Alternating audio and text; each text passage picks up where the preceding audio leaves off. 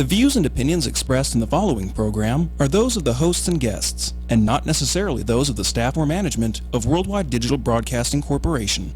A wonderful way to start your day. More interviews, more fun. This is Sandy Kastel.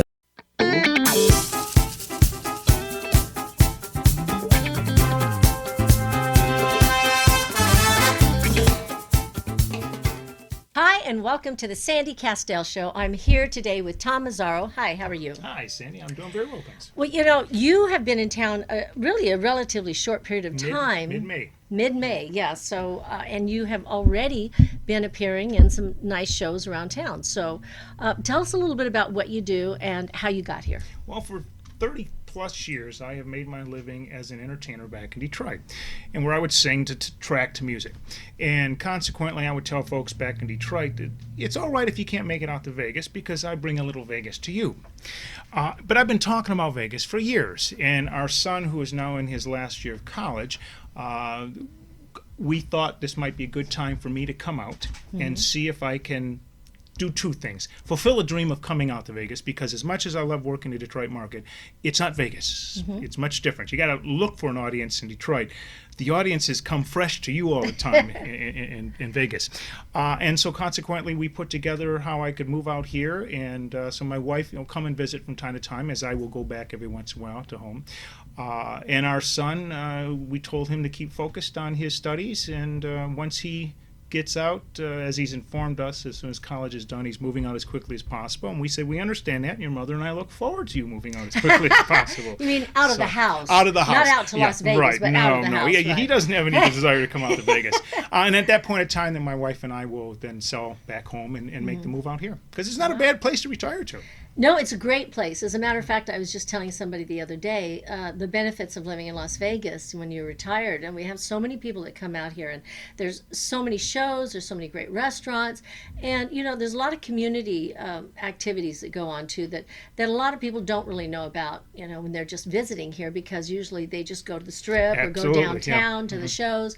But more and more, I think people are learning, more about what we have to offer as a community for people who are retiring.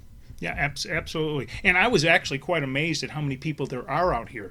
When I did my groundwork, so to speak, before I came out here, I'm looking at population and such, and I go 2.5+ million people. That's huge. Yeah. I don't know. I know how you pack them in, because I'm living in Boulder. So when we pass the railroad, past the casino, and we come up on the hill, you look out. It's like, especially at night.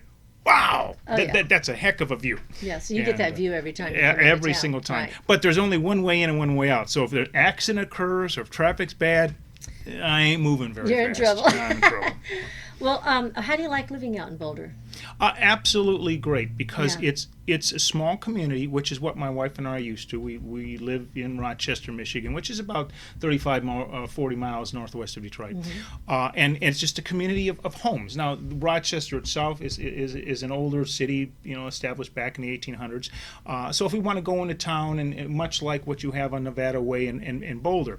We should say Boulder City. Boulder City, yes. I don't know if Boulder City people like to be, to have the city called Boulder, like Boulder, Colorado. You're right. I mean, I think they're pretty particular, and I know a lot of people who live out there, and I've talked with a lot of the city officials and the businesses that are out there, and they actually, specifically when they set up everything, they decided no gambling, no gaming at all, which, is a choice that they made. And a lot of people still have, tried to go in there and do that, but they said, no, we don't want it. We want what we have. And so it's a little bit removed, but it's so close that, they get, they can do whatever they want if they come into town and everything. They've got all the access. But they have it where it's a little different. That's why Boulder City. if you want to drive to Henderson or Green Valley and do shopping and all those kind of things, you can. Yeah. But it's a nice laid-back community. It is. When I turn off the lights at night, it's dark. Yeah. It's quiet. And I like that. They do a lot with the arts too out there. Oh yes, I happen to notice that they have had 7 or 8 years running an art show specifically in one of the parks. Yeah, there. I've been in that show with some of my sculptures. Yeah. So they've been doing that for many years. Yeah. So it's great. So you like living out there. I like living being out a little there. bit removed. Absolutely. Everything's a long drive. Right. If I go out to different locations in the valley and I go, I got to get out of here. I got to drive back home. Well, where you living? Boulder City. Kind of like They living go, at Los Angeles. Everywhere right. you live, if you're trying to get downtown, or you're trying to get to Beverly Hills, or wherever you're trying to get, if you live in the valley up north, or if you live down south and some of the beach communities, and it's always a drive to get into the city, but they just expect it. You remind me, I was talking to a gentleman yesterday. I've been a Screen Actors Guild member since 1980, and in 1985 I became more involved with the national stuff that was coordinating and trying to establish the industrial film contract. So coming from Detroit, the land of unions, then I would fly out and they would pick my brain and we would discuss things. But at that time, I'd say, well, how many miles is it to get to a certain location? And I tell them, they go, that'd be an hour and a half. I go, yeah, how many miles is that? Miles mean nothing. It's time. Right. And then I had the Thomas guide, and you'd flip the page and pick up the next road, and you flip the page. So certainly having the Waze or however, whatever app you use is a wonderful thing versus the Thomas guide. But yeah, when I'm driving back to Boulder, it's like, oh, you got a long drive to Boulder City, don't you? And I go, yes, I do. And it gets dark there. Once you pass the Fiesta Casino, It's dark. there's a stretch Yes. of darkness. It's a matter of There's just no keep my lights. eyes open. So That's right. I go a lot down there to Golden Valley, which is, they have Laughlin down there, with the casinos, and I have family that lives in Golden Valley. So I know I always go through Boulder City. So Boulder City, Yeah, but so still Las Vegas. Still, and right. The intent to be here and to perform. was to see if I could create here in Vegas what I've been doing in the Detroit market and some of the surrounding states for years. It's a different learning experience for me because when you work with tracks, I know that every single time I punch that button, that track sounds exactly the same. And as I tell folks, it always sounds great, it's always on time, it never gets drunk. So it was a wonderful thing. But I thought, it's not going to happen out in Vegas. So my intent over the last 5 months, it was to get out to perform as often as I could with those individuals who have been kind enough to let me come up for a song or two at various locations, whether it be the Italian American Club, Siena Tutorial, Ichabod's, places where I've met a lot of nice people and some great musicians, and sort of understanding I was unfamiliar with all the kibitzing that goes on between musicians as someone's singing because I didn't hear any of that kind of stuff. Right. So, you have someone maybe barking out chord changes or, they want to take a solo or whatever the case may be. So that's all fresh to me. Wow. So you had never worked with a band? No, I tried starting a band back Yeah. in the mid 80s, and I even paid a small stipend to rehearse, but I couldn't get them all the time to rehearse. And I understand now. They had to put food on their table. I wasn't giving them a lot of work at all. So with that in mind, the karaoke was just sort of coming out at that time. And that's when I thought, well, it works. And I've become very refined. I put on really nice shows with the equipment because I'm able to remote control, start and stop the show whenever I want with a hand control. I've preset my songs after talking to the clients because of the variety of music I offer. I can set up a night of jazz, or I can set up a night of blues That's right. or country and mix things up. Yeah. So that's where and you can do it on the spot too. Yeah, absolutely, if you I can. decide to pick a tune.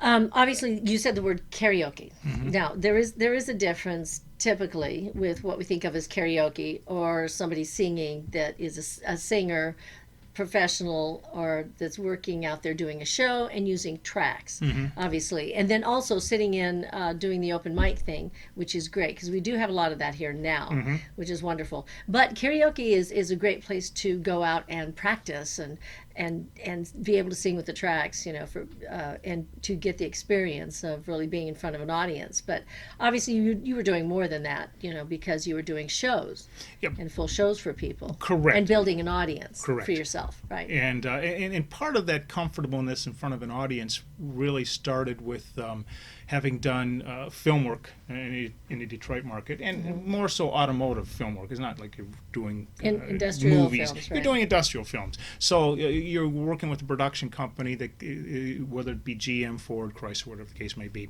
who wants to either display a way in which to repair a vehicle in the shop, and so your audience might be, the viewing audience of the videos might be mechanics. And so I'm dressed up as that young, or I was dressed up as a young, that was years ago, That's okay. where I would be working with an older person who would show me the ropes on what you don't do, this is the proper way to do something, and that viewing audience of the videos would learn something from it if they weren't sleeping. Oftentimes they might be sleeping That's during okay. the process. Those kind of commercials Yeah. and things run all the time, right? Yeah.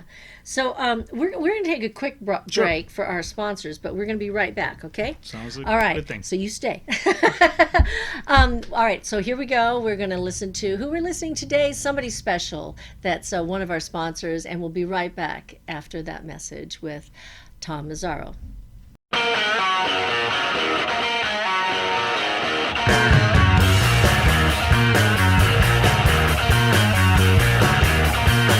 Put her hand in mine and said she loved me so very long ago. Hey, how's it going? You can just throw your name up on the list and we'll get right to you. Yeah, thanks, dude. Thanks for coming in. Let me just clean this spot up and then we'll get right to you. You can hop on up if you're ready. Welcome to the shop. You need a shave too, though, right? I don't know if I would accept a shave from somebody who's unshaven. I look like a child when I have a clean-shaven face. No, I wouldn't want a child cutting my hair. And I'd also need to know that the blades have been sanitized thoroughly. I can guarantee you that the barbicide is 100% authentic and these are sanitized tools I'm using. Well, what is Have you ever gotten a straight razor shave? Is there any other kind?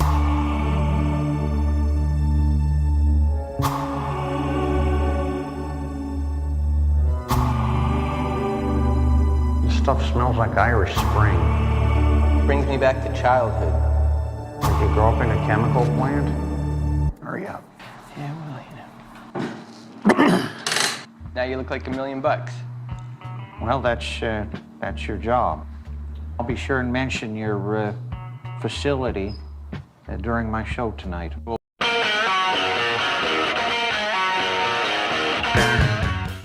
Hi, and welcome back to the Sandy Kastel Show. I'm here with Tom Mazzaro. Hi, Tom. So, welcome back again. Yeah, thanks. So, how did you pick the style of music that you wanted to do? Two things.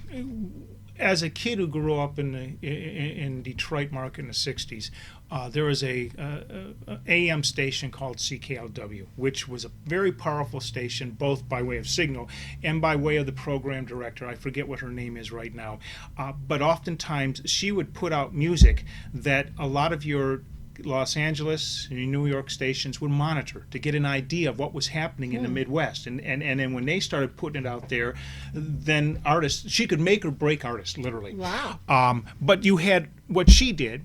You had funk music, you had the country music, so you had a plethora of choices. And so we're listening to that all the time. So that's why there's so much diversity in my song choices, because I heard all that diversity. Most of it I loved. But when my sister-in-law got married back in '86, I'd already been singing for some friends, but she wanted me to sing some songs inside the church, which I did do. And so afterwards, my equipment's in the truck, and we're in the hall, and they had 300 plus people, and it was a buffet. So you had people who had already finished their meals, and people who were twiddling their thumbs waiting for their table to be chosen.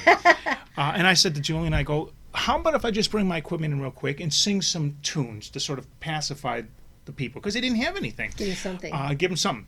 And that night I had people who said, could you do that at my daughter's wedding or my son's wedding? I go, absolutely I could. So that really started doing the dinner shows. I would come in and I'd have ambient instrumental music playing as guests are coming into the hall. And as soon as the head table was served, well, then I would come out, and realizing that you had a diversity in audiences or audience members, I would mix in some of the older standard tunes that we know of, American songbook stuff, but then I would do some of the more current tunes. Once dinner was done, well, then either a band or a DJ that they had hired would take over the show. And that worked out well for me. So I'm only doing like an hour and a half show. Sure. And that's where I started just putting together more and more shows. Right. And that was wonderful too, because we didn't have our son at that time, so many times the cake gets cut about that time frame, and I would take a few pieces of cake and I'd take it home to my wife, and we'd sit and have cake when I get home. You can have your cake and eat it too. Yes, I know. You're every waiting once for in a that. while I get lucky. Yeah. So, and as a child growing up, how did you get into singing? It was something that was always a release. My mom was a big rock and roll fan, and so in fact, in a lot of the pictures as me as a youngster, I'd have that little curl, which is what not Buddy Holly, Bill Haley. Bill Haley. Bill Haley That's had, right, and in right some of my Yeah. pictures, I got that little twirl there. My mom liked Bill Haley, and so music was always a part of my life. She didn't play an instrument. I don't even remember her singing, but I liked listening to what she put on. She was a huge Elvis fan too, so consequently, all things Elvis I had to learn. And so as the years went by, music was more just a release for me. And I do remember in grade school, I joined choir one time, and it just wasn't it. But it didn't stop me from singing whenever I wanted to. Oftentimes when I got upset, my dad has some super 8mm film where I would be swinging on a swing set, belting out "God Bless America." That was a release for me, just back and forth. But I never took the idea of singing for a living. That was never a thought. I was an athletic type of guy. Not that I was ever going to become a professional athlete. I wasn't. But I like to keep myself in shape and such. And really, it wasn't, the singing for friends was all it was going to be. It was that wedding that I got that respect. Yes, it's like, I could do this. I could sing for my supper. And so it just grew from there. Yeah. And so how does your wife feel about all this? She thinks it's great. Yeah. In fact, someone was asking her the other day whether or not she follows me to go to, when we were back home to go to clubs. And she goes, no, I mean, I hear him sing at home and it's wonderful. But it's not what I need to do. She goes, I like, when he leaves, I read a book, or as our son came along, she did things with Dane. So it's she knows it's a job, and one I love doing. So Great. Well, I'm glad you came out.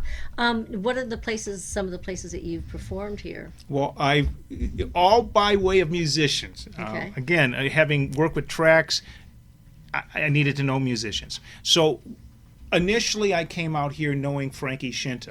And only because I introduced myself just a year ago. He had been coming, the Shinta's been coming to the Detroit market for many years to do a holiday show. The guy who owns the restaurants, Andiamo's, he had helped support financially the Shintas 20 years ago by four-walling a show, and I think it was in a Rio, or I'm not quite sure what room it was in, and helped them out. So they've always come back to entertain. And I was always aware of the Shintas, and so it was in the back of my mind that if I ever decide to go there, I would want to be able to meet them. And so my wife and I got tickets to see the holiday show last December, and afterwards in the bar I introduced myself to Frankie and said I would be coming out that following May, and it would be wonderful if there's at least one face I recognized.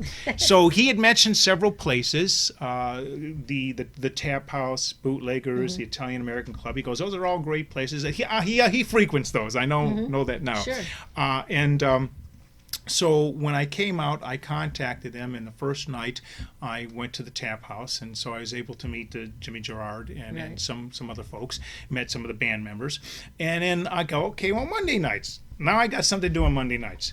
What the hell am I going to do the rest of the week? So Then you found out about the next place. Keith Neal who's a great guitarist. Right.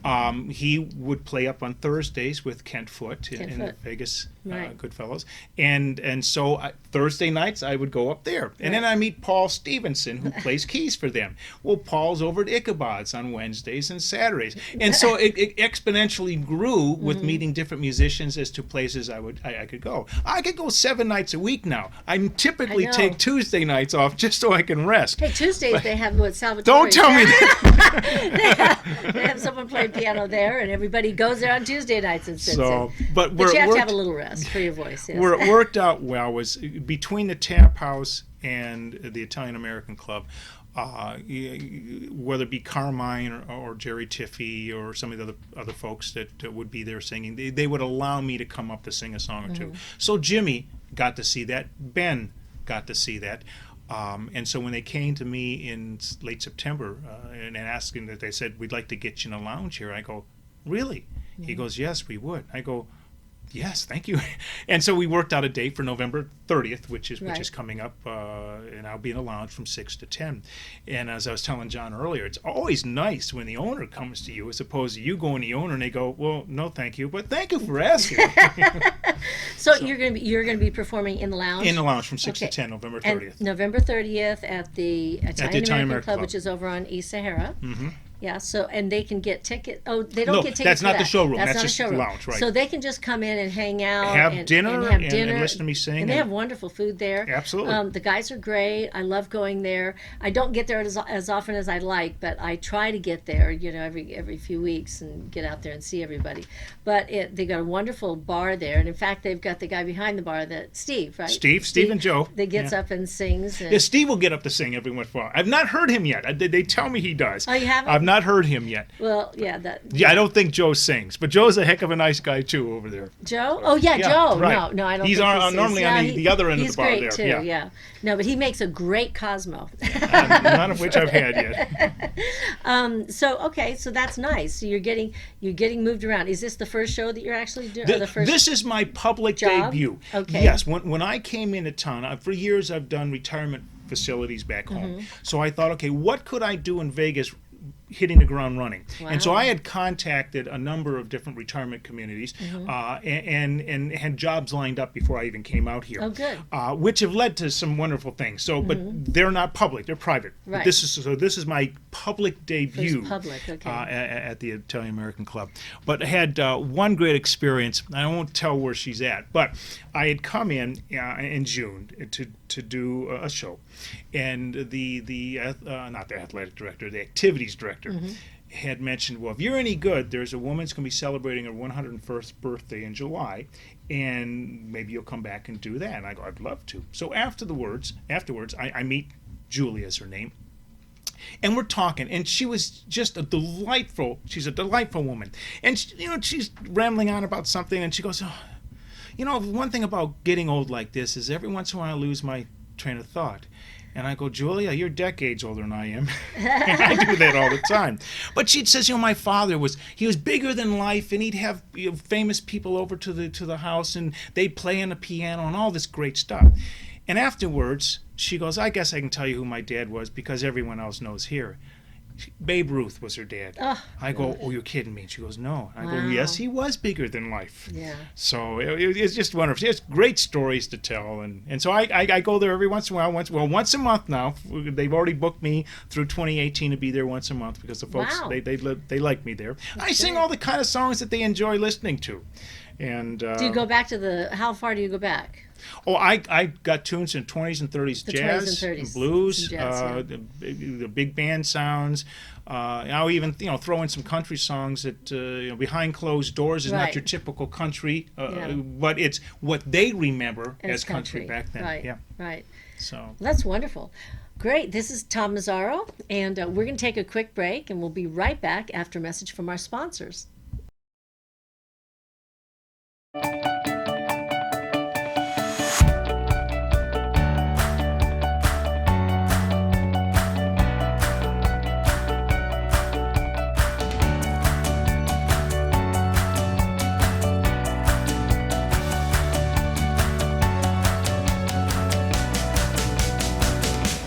Retrospecs is a purveyor, if you will, of historical eyewear.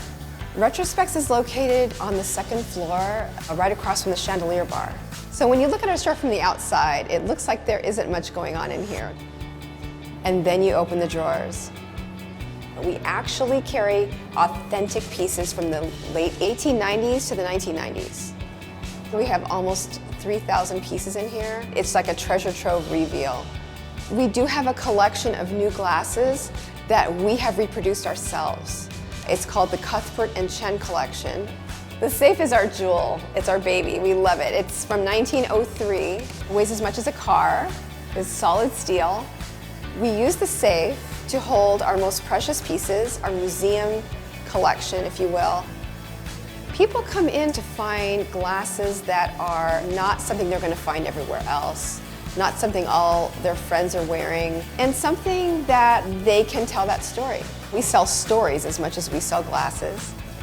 We have pieces that we can associate with very famous people from history, movies, special events that happened in the past. And some of the favorites are the Ray-Ban shooter that Johnny Depp wore in Fear and Loathing of Las Vegas, the beautiful frame France Parisian plastic aviator worn by Bruce Lee in Enter the Dragon. Retrospecs is not just about glasses, it's about the experience, it's about how these glasses make you feel. We are a full-service optical shop, somewhere where guests can come to get repairs, restoration, can put their prescription in, can get them a quick pair of sunglasses for the pool, and can give them a really great, just fun experience.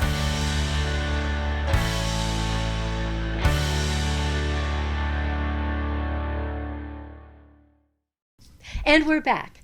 It's Sandy Kastel and Tom Mazzaro. So Tom, I know you brought us some clips of some of the things that you've done. So tell us a little bit about some of the clips we're going to see. Basically, I was offered the opportunity because it costs money to bring in crews here. They traded. If you do a show, we'll do a 2-camera setup and film you. And then we'll give you the footage, and so I like to tinker around at home with programs, and so I was able to do my own editings and stuff like that. Oh, so what programs do you use? Well, it's what Windows offers. I don't have the with the Windows Pro or like we have a second computer which my wife likes, the Mac. We don't have the big expensive. I do the simple stuff, the best that I can. It doesn't really matter what you're using as long as it works for you. To the professional engineer, they know it was not the high quality. To the lay person looking at it, it looks perfectly fine. Well, let's check it out right now. John, what do we have? We've got a clip. All right, here we are with a clip from Tom Mazzaro.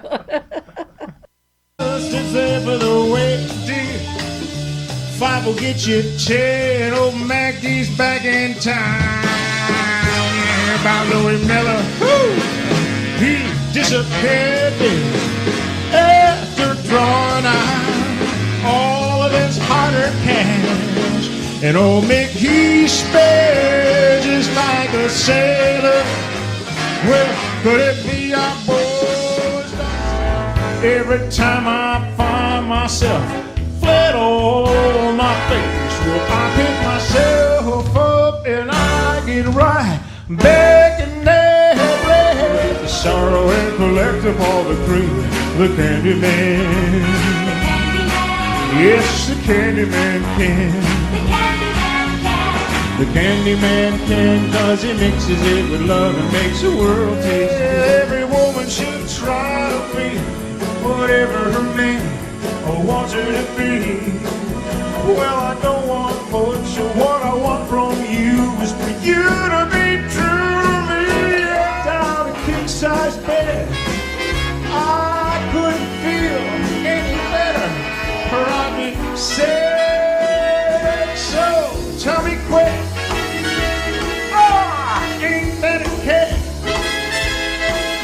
Yeah, tell me quick, ain't that a cat?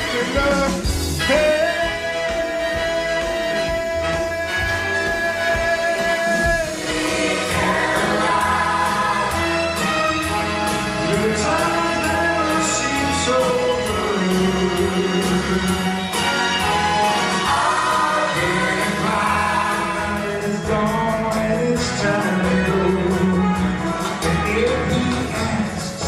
Are you all alone? Can he walk you home? You must tell him no. Good, don't forget who's taking you home. Oh, don't worry, honey, just don't worry. Stay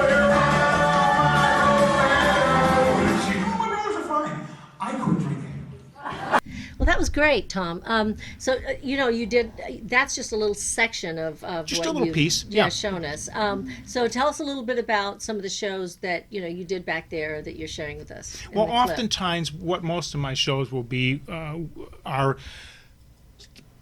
pieces where they want something specific for an audience. Okay. There might be a certain age of the audience. So as I tell folks, I'm able to sort of gear that towards an age group. I don't do real current stuff. I'm not, Bruno Mars is great, but I leave that to the Mars. young, Bruno Mars and the younger ones who want to do it. I'm more about memories. I'm more about taking a tune and having someone hear it and go afterwards, I haven't heard that tune in years. And that's the whole idea. Music is, to me, they're frozen moments in time, because I can sing a song to 10 different people and I will get absolutely 10 different reasons why that song means something to them. Whether it's a good meaning or a bad meaning, a smell, touch, whatever the case may be. That's the beauty of music. And there's a saying, a song, a great song can be done a million different ways too, and it's still a great song. Absolutely. So you can do your rendition of it, and then take people back in time, because they really say that when we do associate our lives with certain things that happen in them to a song a lot of times, or something musical. And so again, that's probably another reason why I'm into history and stuff like this, because I reminisce. Now I might spend more time reminiscing than I need to, because there's still a future I'm living here, and a present. And a present. I'm living the present. There's still a future to look forward to. Present. But I like looking back, just because what we are today is a product of what we did in the past, or what we saw or experienced in the past, and I remember my dad used to say, when you would meet somebody who seemingly the green pasture, when you learn more about them, you go to the top of the hill to see all the green they live in. Sometimes you discover, there is no grass on that side. So I always try to be. It's sometimes hard to be thankful for what I have, and what I don't have, I don't worry about.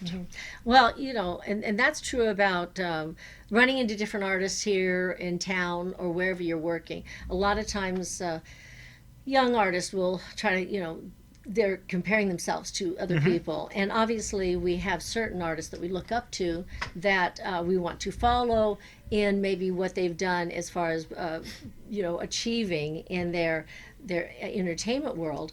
But yet we really don't know what their life has been to get them there. No. And our path is all different. I heard, I think it was Presswood. He's a songwriter and he's a teacher when I was back in Nashville. And I love the example that he gave about everybody has a different area in the water. Like if you have a river and somebody's upstream, somebody's downstream, and here you are right in your little section of the river, and we all throw our poles into the water and we get the fish that we get. These are our fish. We can't get their fish. We can't get their fish down there. But there's no reason to feel any less or any more, any better than anybody else, right? We just have our own pool of talent and creativity that we draw from. And so you taking everybody back and giving them a little piece of something that they can remember in their lives is very important. It is my little niche. Is your niche, right? I was telling my wife the other day, I love Frankie Shinta. I do too. He could not have to sing anymore, and he can keep audiences in stitches just on his stories. I know. But like my wife says, you're not Frankie. And don't try to be. And she says just that. That's don't right. try to be. You do something very well. That's and right. just stick to that, and let everything else, let the pieces fall where they Yeah, will. because Frankie has his own personality, and that is him, and that's who he is. And he's a very generous person with not only his time, but his talents, and he shares them in a lot of ways. And even going to the Italian American Club, I know he's there a lot. And he goes around town to a lot of the different places, like you were saying. And even over at Kelly's, in the for bootleggers sometimes, or now she's over at the Tuscany. On know Wednesday he'll nights, I think, yeah. stop in there sometimes. But the thing of it is as an entertainer, we get, you mentioned that you got somebody that kind of helped you out, and he had somebody that helped him out, and then you came here and he introduced you, and now you'll be turning At some turning point, around. I will be doing just that. And I'm sure you may be even doing it already, and even without even thinking about it, when you're talking to Maybe passing other out some artists. stories or names and things Right. like that to help out Right. somebody. Yeah. You remind me of a story I remember reading about Carol Burnett. She had received a lot of support when she first came out to New York, and the only caveat to that support, she was told, you can never tell anyone who I am, the person that helped her out, but I expect you to turn around and help at least 10 other people. And I thought that was a great story. And so I suspect Carol Burnett's gone around to certain people, and we'll have no idea who she went to, but she probably passed on that same great piece that was given to her. I see it a lot in all of our entertainers here.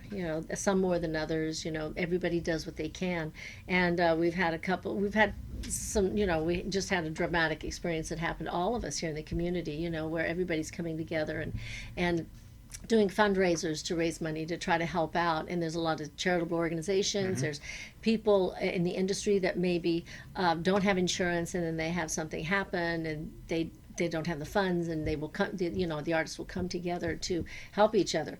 So there's many ways that people help each other, but a lot of them are mentoring others, maybe even if it's just helping somebody get a start, by just sharing some of their information, or having them come and sit in with them on a show or something. Or in my case, sometimes just being able to relate stories that are similar to theirs, Right. and that I've come out the other end all right, and that they can do the same. It does require a work and an effort.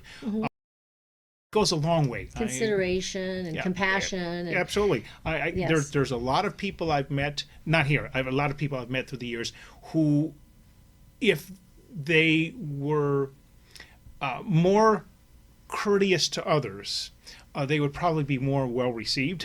Yeah. But sometimes they can, their attitudes can turn people off. Well, sometimes people get caught up in where they've come, what they've achieved, and they forget where they came from, and Which amazes me. It is does. amazing, and we see that. But mostly, I will say, we see the other. We do see people that do remember and do want to hand it down and pass it on, pass it forward. So I think we have another clip, right, John? And I don't know if this one might be the one about the Christmas show that you've done. Yeah. Okay. So I think you've got that same white some Christmas jacket. clips. Yeah. Yeah. Okay, so this is Tom Mazzaro and a little bit of Christmas spirit.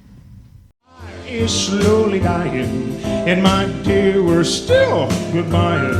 But as long as you love me so, let it snow, let it snow, let it snow. Oh, let it snow, let it snow, let it snow. Let it snow, let it snow, let it snow.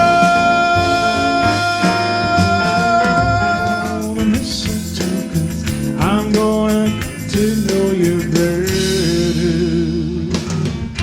this Christmas, and as we trim the tree, how much fun will it's gonna be together.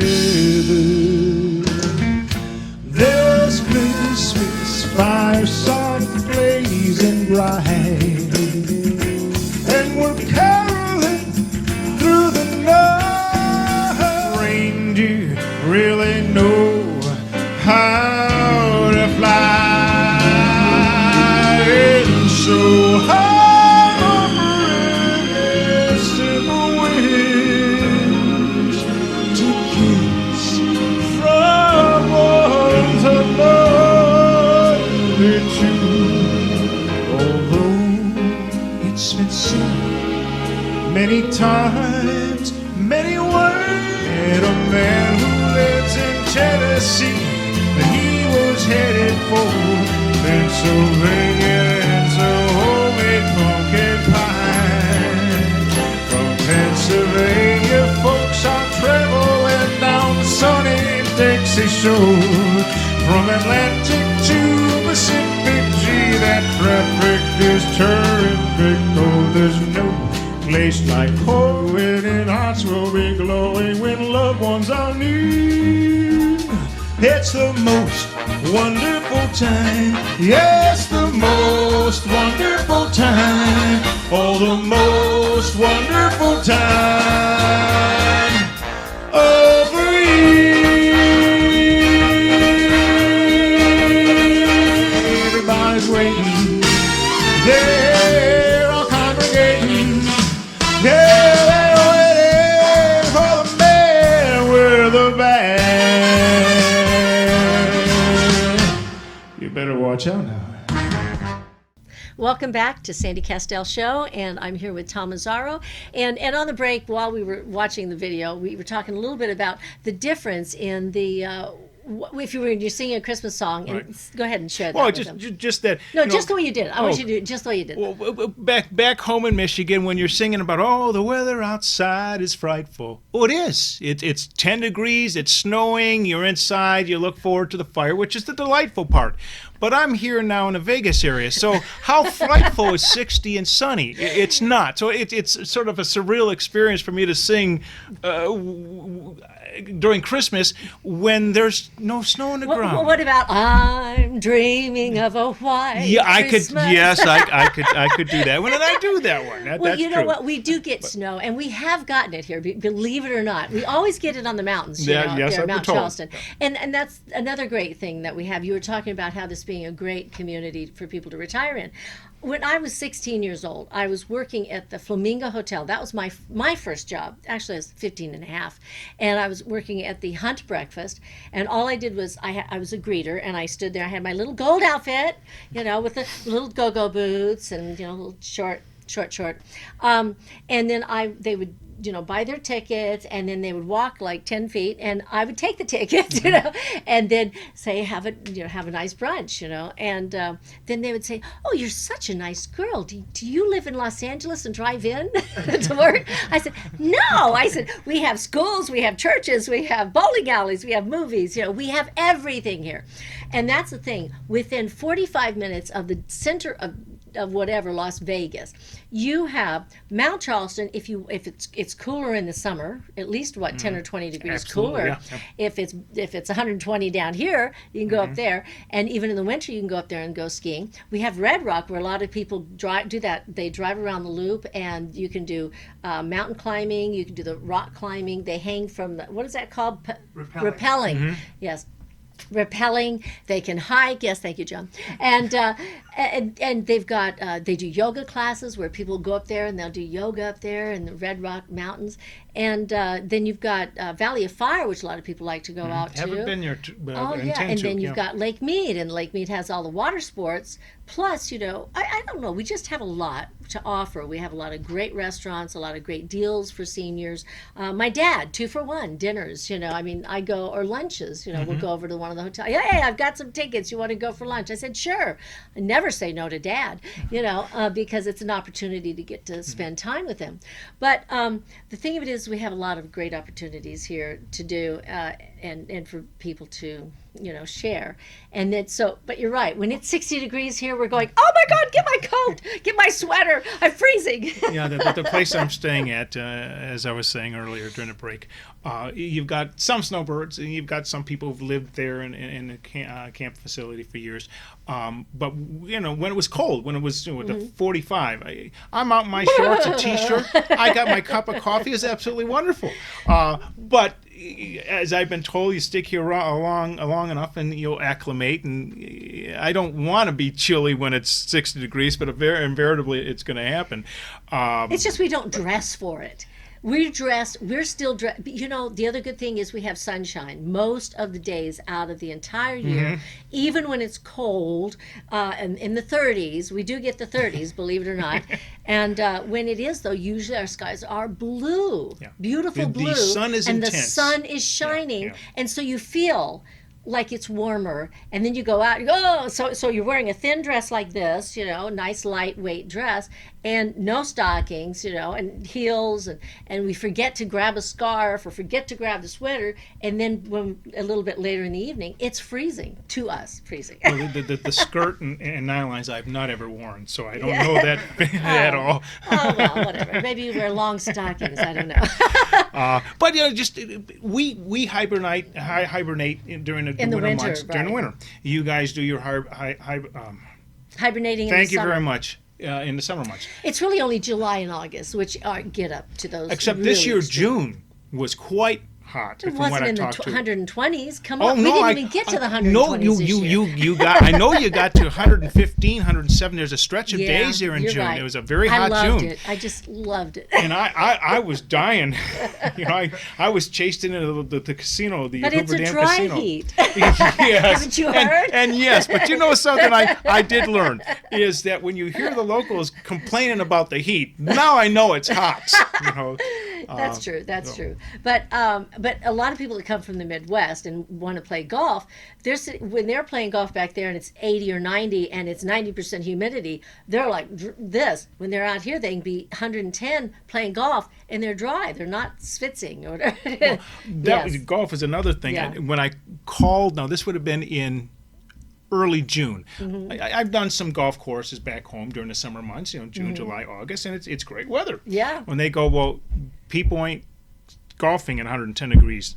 I go, oh, when's the season become good for golfing? And they go typically in that late September, October, and through the winter Really? months. Well, that's what they told me. More people come and Wow. golf. Now, Yeah. there are those on my morning runs who I would see at 5 o'clock in the morning. go They're earlier. out there on the course. Yeah, because if you start, I would play on the golf. I played with a group of ladies over at Canyon Gate when I was living there for a while, and they just moved the tee time. I mean the tee off time in the mornings. We would start earlier in the But summer, how would so that you're by 11 o'clock it's warm enough, and then you can have lunch. Right? Yeah, but Yeah. how it related to me was I'm not singing at 5 a.m. No, in the you're not singing at 5 o'clock. I would be like the 5 o'clock, the 7 o'clock, or whatever, as they come in off the course and they're having dinner, and then I would be able to do some dinner music. So that's not happening at 5 to 7 in the morning. No, you're not going to sing for them.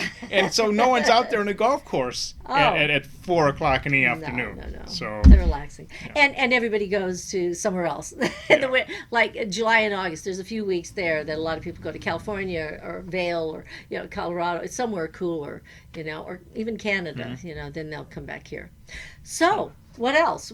I can't believe how fast the time has gone. It wraps up so quickly. it does go quickly. I guess what I'm hoping occurs is that as I get out to the public and sing more and have venues where people can come and hear me sing, that it will become a snowball effect. Because oftentimes I have people come up afterwards and go, man, you sounded great, and you really have a lot of fun doing it. And I do. Yeah. I genuinely enjoy singing. I don't want to tell people I would do it for free. That's a bad thing to do. It is a bad thing to do. But I do enjoy singing. I have a great time doing it.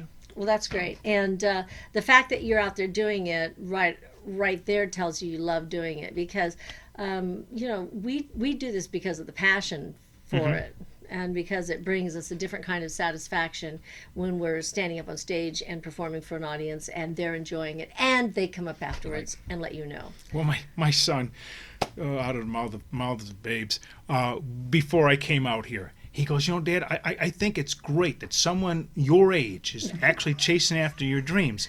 I go, well, I'll take the first half of that compliment. That's very nice. Kick you in the butt for the other half. So, but it does show him that it's never too late.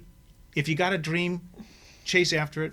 That's right. And I have to, I believe that there's a lot of us out here that are starting whole new careers. After they retire, I see a lot of people that will retire from whatever their regular work was, and then they'll go out and create a whole new job.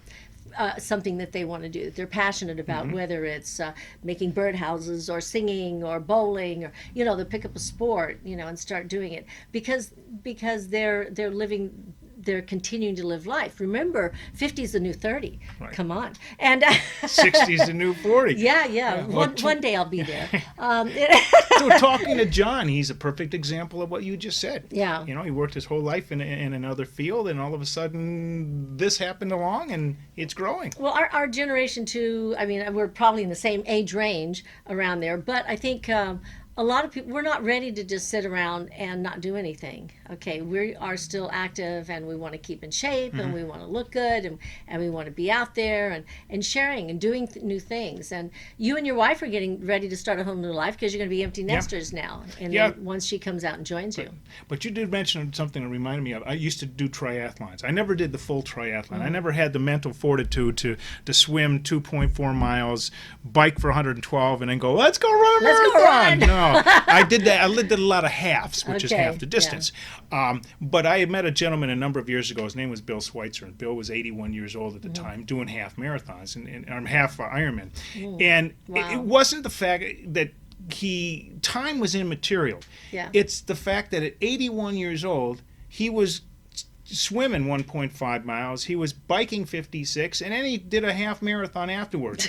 That, when I learned that, I go, that's where I want to be. There you go. Be able to do that kind of stuff. Well, that fits right into my program about being fit and fabulous forever. Because whatever age we're at, wherever we're at in our lives, we can be fit and fabulous and be happy with ourselves and what we're doing. So thank you, Tom, so much for being on the show. I appreciate it very much, I Sandy. really appreciate you being on. And I can't wait to see you at The this Italian is the 30th? American Club on the 30th, November 30th. It's a Thursday night from 6 to 10. Yeah, Thursday night, November 30th, 6 to 10, the Italian American Club. Get your tickets. You can get them online. Well, not tickets. I keep it's saying, in the lounge.